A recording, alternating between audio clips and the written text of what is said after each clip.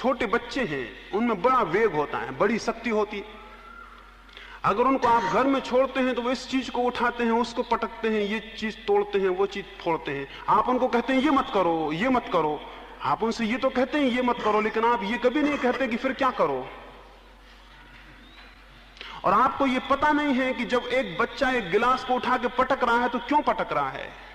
उसके भीतर शक्ति है और शक्ति निकास मांगती है। अब कुछ नहीं मिलता तो एक गिलास को पटक रहा है, उस गिलास को पटकने से उसकी शक्ति निकसित होती, निकलती। लेकिन आपने कहा गिलास मत तोड़ देना, और वो गिलास तोड़ने से रुक गया। वो बाहर गया, उसने फूल तोड़ने चाहा, आपने कहा देखो फूल मत छू लेना, वो फूल भी नहीं छू पाया। और अंदर गया, उसने किताब उठाई, आप बोले देखो किताब खराब मत कर देना। तो आपने उसे ये तो बताया कि क्या मत करना, आपने ये उसे नहीं बताया कि अब क्या करो। ये बच्चे में ग्रंथियां शुरू हो गई, कॉम्प्लेक्सेस पैदा होने शुरू हो गए।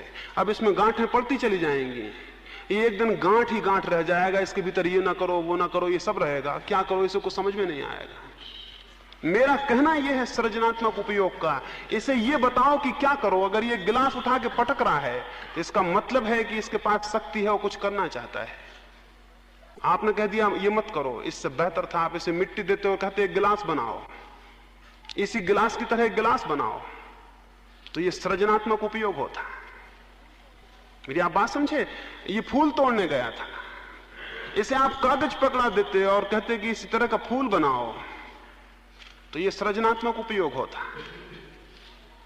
ये किताब फाड़ रहा था या किताब उठाया था, इसे आपको कुछ देना चाहिए था, कुछ शक्ति का उपयोग करता। अभी शिक्षा बिल्कुल ही असृजनात्मक है, क्रिएटिव नहीं है। इसलिए बच्चों का जीवन बचपन से खराब हो जाता है। और हम सब बिगड़े हुए बच्चे हैं, हम सब बिगड़े हुए बच्चे हैं।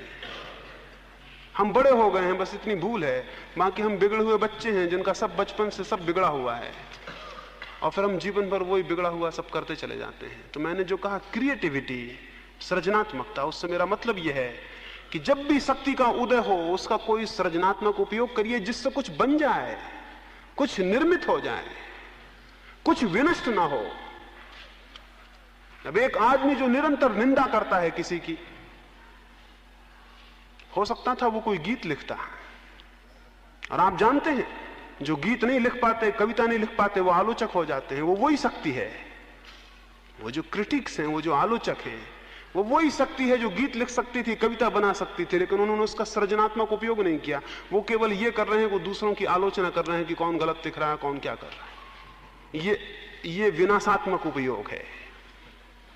दुनिया बहुत बेहतर दुनिया हो जाए अगर हम अपनी शक्तियों का सृजनात्मक उपयोग करें, और हर शक्ति का। और शक्ति बुरी और भली नहीं होती, स्मरण रखिए।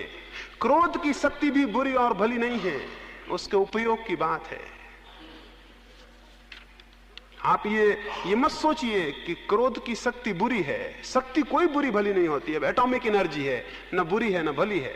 उससे विनाश हो सकता है सारे जगत का, उससे सारे जगत का निर्माण हो सकता है। सब शक्तियां न्यूट्रल होती हैं, कोई शक्ति बुरी और भली नहीं होती। विनाशात्मक उपयोग हो तो बुरी हो जाती है, और सृजनात्मक उपयोग हो तो भली हो जाती है।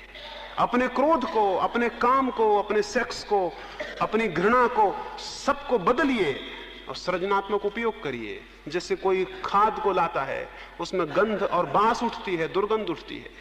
उस खाद को माली बगीचे में डालता है, पानी सींचता है और बीज डालता है।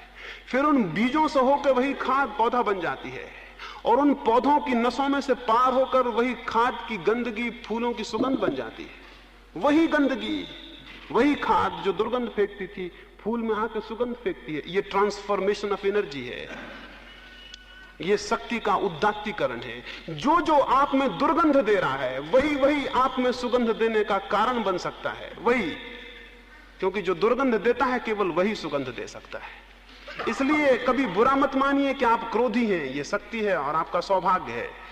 और कभी बुरा मत मानिए कि आप सेक्सुअल हैं, कि आप कामुक हैं, ये शक्ति है और आपका सौभाग्य है। दुर्भाग्य ये होता है कि आप सेक्सुअल ना होते, दुर्भाग्य ये होता है कि आप में क्रोध ही ना होता, तो आप इंपोटेंट होते, तो आप पुंसत्वहीन होते, तो आप किसी मतलब के ना होते, क्योंकि आप में कोई शक्ति ना होती जिससे कुछ किया जा सके। तो शक्ति के लिए सौभाग्य मानिए, और आपके भीतर जो भी शक्तियां हों सबका धन्यवाद मानिए, क्योंकि वे शक्तियां हैं। अब ये आपके हाथ में है कि आप उनका क्या उपयोग करते हैं।